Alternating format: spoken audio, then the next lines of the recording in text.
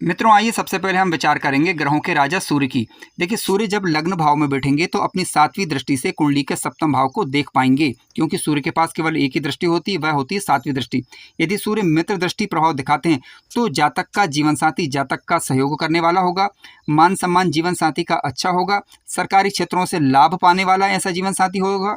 इसके अलावा जातक के व्यापार में, कार्य में उसका सहयोगी बनेगा, यानी कह सकते हैं कि जातक का जीवन साथी उसका सहयोग करने वाला ही होगा और साथ साथ जातक के कार्य में भी हाथ बटाने वाला होगा। हालांकि तेज तर्राट किस्म का थोड़ा सा रह सकता है, इस बात की संभावना बनती है। अब मान लीजिए कि सूर्य शत्रु दृष्टि दिखाएं या फिर नीच राशि वाली दृष्टि दिखाएं या अकारक ग्रह बनकर शत्रु राशि वाली दृष्टि यदि कुंडली के सप्तम भाव पर दिखाते हैं, तो ऐसी परिस्थिति में वैवाहिक जीवन में तनाव उत्पन्न होता है, क्योंकि सूर्य एक अग्नि तत्वी ग्रह है और विच्छेदात्मक प्रवृत्ति के ग्रह भी हैं।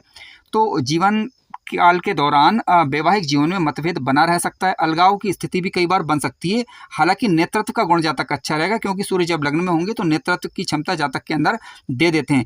सूर्य जब लग्न में बैठेंगे तो आदेशात्मक प्रवृत्ति जातक की पाई जाती है और यही संबंधों को खराब करने वाली बनती है। यानी कहने का तात्पर्य, सूर्य जब सप्तम भाव पर दृष्टि प्रभाव दिखाते हैं तो जातक हुक्म देना पसंद करता है, यानी हुक्म देना, आदेश देना, इस प्रकार की प्रवृत्ति रहेगी और यही कहीं ना कहीं जीवन में मतभेद का कारण बनेगी और वैवाहिक जीवन में विच्छेद का कारण बनती है। अतः आप ध्यान रखें कि यदि सप्तम भाव पर सूर्य दृष्टि प्रभाव दिखा रहे हैं और शत्रु दृष्टि विशेष रूप से दिखा रहे हैं तो प्रतिदिन भगवान सूर्य को अर्घ्य दें और नम्रता बनाए रखें। जितना नम्र रहेंगे उतना ही आपका वैवाहिक जीवन सुंदर और मधुर बनेगा।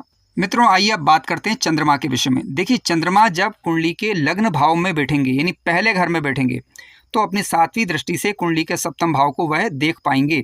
चंद्रमा जब सप्तम भाव पर दृष्टि प्रभाव दिखाते हैं तो जातक को अच्छा जीवन साथी मिलता है, सुंदर जीवन साथी मिलेगा, सहयोग करने वाला जीवन साथी प्राप्त होता है। ठीक है, लेखन के क्षेत्र में, कोई ना कोई कला के क्षेत्र में, कविता इत्यादि लिखने में, यानी कोई ना कोई कला लिखने वाली विशेष रूप से जातकों के अंदर पाई जाती है। विवाह के बाद जातक की उन्नति होती है। जीवन साथी वैवाहिक जीवन के बाद व्यावसायिक जीवन में भी तरक्की के लिए जातक का सहयोग करता है। पार्टनरशिप में भी ऐसे जातकों को प्राय लाभ होता हुआ पाया जाता है।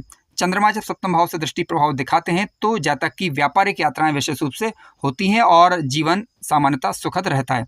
अब मान लीजिए कि चंद्रमा नीच राशि की दृष्टि दिखाएं, शत्रु राशि के होकर बैठे हुए हों, तो ऐसी स्थिति में कहा जा सकता है कि जातक के मन में विपरीत के प्रति कुछ जरूरत से ज़्यादा आकर्षण रह सकता है। तो अतः यहाँ पर सावधानी बरतने की आवश्यकता है। हालांकि आपको ये भी देखना होगा कि सप्तमेश कहाँ है और सप्तम भाव और चंद्रमा पर क्या किसी पापक ग्रह का प्रभाव तो नहीं है। मित्रों, आइए अब बात करते हैं बुध ग्रह के विषय में। देखिए, बुध ग्रह के पास भी केवल एक ही दृष्टि होती है, 7वीं दृष्टि। बुध ग्रह जब लग्न भाव में बैठेंगे तो अपनी 7वीं दृष्टि से कुंडली के सप्तम भाव को देख पाएंगे। बुध जब सप्तम भाव पर दृष्टि प्रभाव दिखाएंगे तो जातक अथवा जातिका का वैवाहिक जीवन सामान्यतः सुखी रहेगा। जातक कुशल व्यापारी होगा, जीवन साथी के सहयोग से जीवन काल में उन्नति करेगा, भाग्य का साथ उसे मिल पाएगा जीवन साथी के सहयोग के कारण। जातक के अंदर तर्क वितर्क करने की शक्ति बहुत होती है। जातक अपने सामने किसी को जीतने नहीं देगा यदि बुध ग्रह लग्न में अकेले बैठे हुए हैं। ठीक है, यानी जातक अपनी बात को मनवाने वाला होगा तर्क शक्ति के माध्यम से। ये बात अलग है कि तर्क शक्ति अच्छी है या तर्क की जगह कुतर्क कर रहा है। कुतर्क जब करेगा कि जब बुध ग्रह किसी पापक ग्रह के द्वारा पीड़ित हो। यदि शुभ ग्रह के प्रभाव में है तो निसंदेह जातक के पास जो तर्क शक्ति होगी वह कल्याणकारी तर्क शक्ति होगी, यानी मैनेजमेंट वाली तर्क शक्ति होगी, चीज़ों को परखने वाली तर्क शक्ति होगी।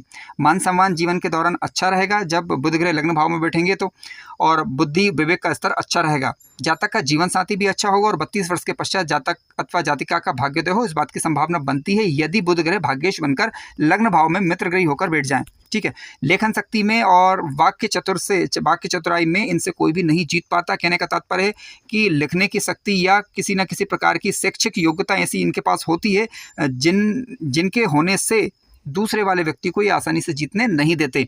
अपनी वाक्य चातुर के दम पर, यानी बोलने की क्षमता के दम पर लोगों को ये प्रभावित अवश्य करते हैं।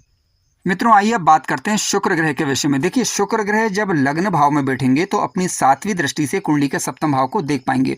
शुक्र क्योंकि दाम्पत्य के कारक और व्यापार के कारक ग्रह माने जाते हैं। शुक्र जब सप्तम भाव से दृष्टि संबंध बनाते हैं तो ये काफ़ी अच्छा रहेगा, दाम्पत्य जीवन मधुर रहेगा। ध्यान रखें कि शुक्र की दृष्टि जो है वो मित्र वाली या स्वराशि वाली दृष्टि होनी चाहिए, तो दाम्पत्य जीवन मधुर रहेगा। जातक का जीवन साथी अच्छा होगा, सहयोग करने वाला होगा, जीवन में किसी भी प्रकार के कार्यों में सहयोग करेगा। इसके अलावा जातक का प्रभाव भी समाज में रहेगा, जातक वैभवशाली जीवन जिएगा, भौतिक सुखों की कमी सामान्यतः ऐसे जातकों के अंदर नहीं रहती, सुख भोग की इच्छा हमेशा बनी रहती है। अब मान लीजिए कि शुक्र ग्रह पीड़ित हो जाएं, नीच राशि के हो जाएं, ठीक है, या शत्रु राशि के होकर दृष्टि प्रभाव दिखाएं, तो वैवाहिक जीवन तो ये अच्छा प्रदान करेंगे, लेकिन उसमें कुछ त्रुटियां, उसमें कुछ कमियां देखने को मिलती हैं। जातक का झुकाव विपरीत के प्रति कुछ जरूरत से ज़्यादा हो सकता है, इस बात की संभावना बनती है, या किसी बुरे मार्ग का चयन कर ले, इससे भी इंकार नहीं किया जा सकता। हालांकि शुक्र सप्तम भाव में कारक ग्रह होने के कारण रिजल्ट अच्छा देने का प्रयास करते हैं, बशर्ते कि ये पीड़ित ना हो रहे हों। मित्रों, आइए अब बात करते हैं मंगल ग्रह के विषय में। देखिए, मंगल ग्रह के पास 3 दृष्टियां, चौथी, सातवीं और 8वीं दृष्टि होती है। मंगल जब कुंडली के चतुर्थ भाव में बैठते हैं तो अपनी चौथी दृष्टि से, यदि लग्न में बैठेंगे तो अपनी 7वीं दृष्टि से, यदि 12वें घर में बैठेंगे तो अपनी 8वीं दृष्टि से सप्तम भाव को देख पाएंगे।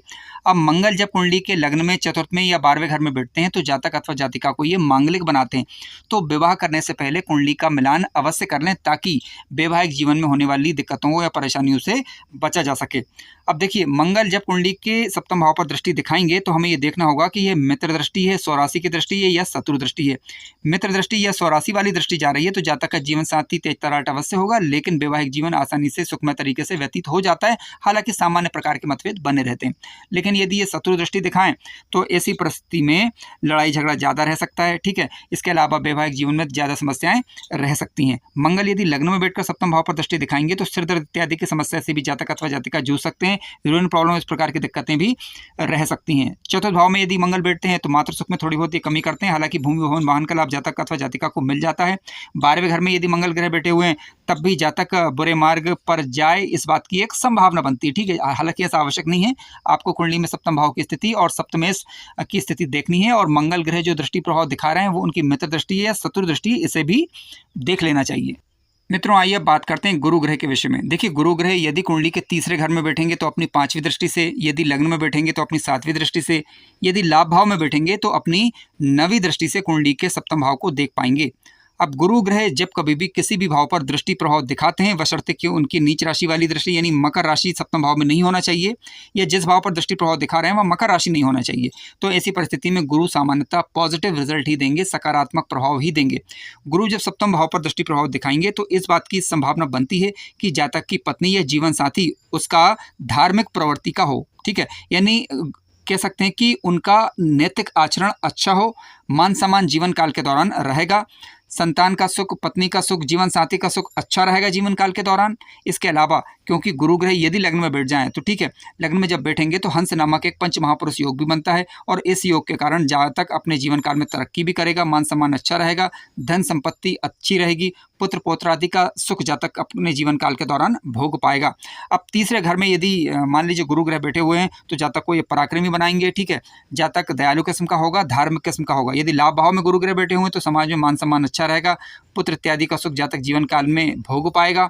इसके अलावा जातक पराक्रमी होगा, उसकी मेहनत का लाभ उसे मिल पाएगा। यानी कहने का तात्पर्य, कहीं से भी गुरु ग्रह यदि सप्तम भाव पर दृष्टि प्रभाव दिखाएं तो जातक को दयालु परोपकारी बनाते हैं, जब विशेष रूप से जातक के जीवन साथी को। अब मान लीजिए कि नीच राशि की दृष्टि यदि पड़ रही है, यानी सप्तम भाव में मकर राशि हो, तो शिक्षा इत्यादि में कमी, धन इत्यादि की कमी से उसे जूझना पड़े, यानी गुरु जिन चीज़ों के कारक हैं उन चीज़ों में कहीं ना कहीं त्रुटियां या कहीं ना कहीं कमी से वह जूझता है। यानी कह सकते हैं कि उसे वो चीज़ें मिलेंगी नहीं, चीज़ें मिलेंगी लेकिन उनमें कहीं ना कहीं थोड़ी बहुत कमी बनी रहेगी, इस बात की एक संभावना बनती है। मित्रों, आइए अब बात करते हैं शनि ग्रह के विषय में। देखिए, शनि ग्रह के पास भी 3 दृष्टियां होती हैं, तीसरी दृष्टि, 7वीं दृष्टि और 10वीं दृष्टि।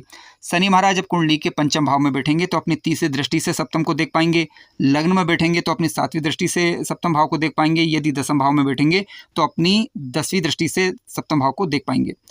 अब शनि महाराज जब कुंडली के सप्तम भाव पर दृष्टि डालते हैं तो आपको सबसे पहले ये देखना है कि ये मित्र दृष्टि जा रही है, शत्रु दृष्टि जा रही है। देखिए, कुंडली के सप्तम भाव में यदि मकर राशि हो, कुंभ राशि हो, शनि महाराज दृष्टि दिखाएं तो ये स्वराशि की दृष्टि मानी जाएगी, अच्छा फल देगी।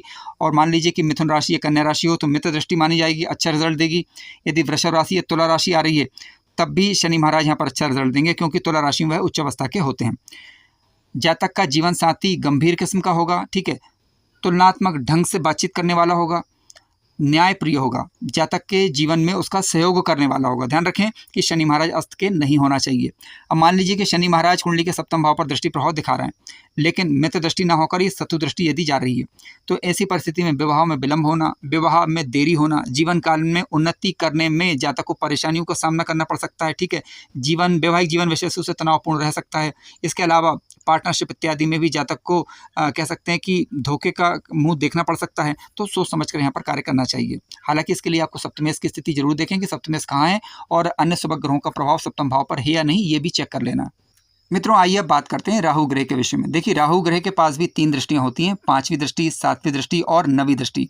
राहु ग्रह जब कुंडली के तीसरे घर में बैठेंगे तो अपनी 5वीं दृष्टि से सप्तम भाव को देखेंगे, यदि लग्न में बैठेंगे तो अपनी 7वीं दृष्टि से, यदि 11वें घर में बैठेंगे तो अपनी 9वीं दृष्टि से कुंडली के सप्तम भाव को देख पाएंगे। अब देखिए, राहु एक भ्रमात्मक ग्रह है।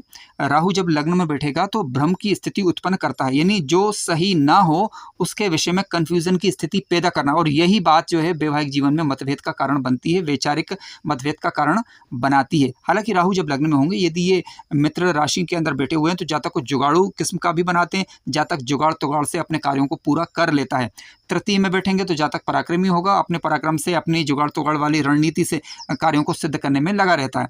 यदि लाभ भाव में बैठेंगे तो जातक को अपनी दशांतर दशा के दौरान लाभ अवश्य देंगे, लेकिन ध्यान रखें ये जरा भी अगर मान लीजिए अकारक हुए या पीड़ित हुए तो ऐसी परिस्थिति में कहीं ना कहीं वैवाहिक जीवन को ये दुखी करने का प्रयास ही करेंगे, क्योंकि संदेह, शंका या फिर कह सकते हैं कि जो बात सच ना हो ऐसी बातें दिमाग के अंदर आने लग जाती, जिसके कारण उसका वैवाहिक जीवन दुखी होने लग जाता है। या कह सकते हैं कि व्यापार में है तो व्यापार में भी ये भ्रमात्मक स्थिति पार्टनर के लिए उत्पन्न करते हैं, जिसके कारण पार्टनरशिप अच्छे से नहीं चल पाती। मित्रों, आइए अब बात करते हैं केतु के विषय में। देखिए, राहु के समान केतु के पास भी 3 दृष्टियां, 5वीं, 7वीं और 9वीं दृष्टि होती है।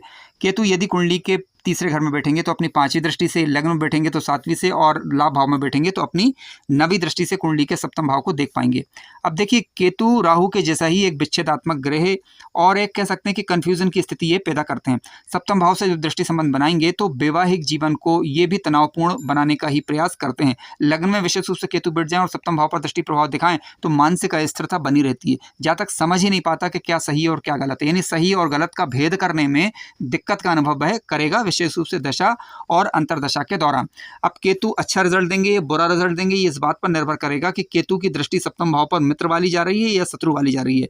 यदि नीच राशि वाली या शत्रु वाली दृष्टि जा रही है तो द्विभार्या योग बनाती है, यानी वैवाहिक 2 विवाह वाला योग भी उत्पन्न कर सकती है, यदि सप्तमेश कमजोर हुए, सप्तम भाव अन्य पीड़ित ग्रहों के प्रभाव में हुआ तब। ठीक है, जैसे राहु के प्रभाव में, राहु तो ऑलरेडी होंगे, यदि मान लीजिए केतु लग्न में बैठे होंगे तो सूर्य का प्रभाव भी पड़ जाए, मंगल का प्रभाव भी पड़ जाए, या शत्रु दृष्टि शनि की पड़ जाए, या शनि खुद यहाँ सप्तम भाव के अंदर बैठ जाए तो विवाह विच्छेद का ये कारण बन सकते हैं।